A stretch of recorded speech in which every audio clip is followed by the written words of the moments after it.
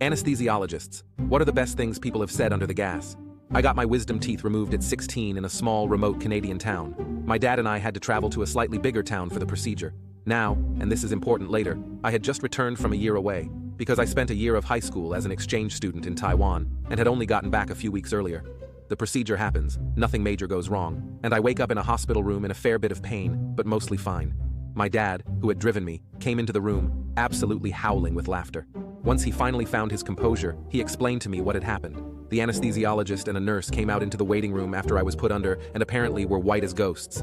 My dad asked if anything was wrong, and eventually, the anesthesiologist explained to my dad that after he administered the anesthesia, I began speaking to him in fluent Mandarin, and that he thought maybe he needed to call someone to ask how it was possible that this redneck white teenager could suddenly gain the ability to speak Chinese under anesthesia.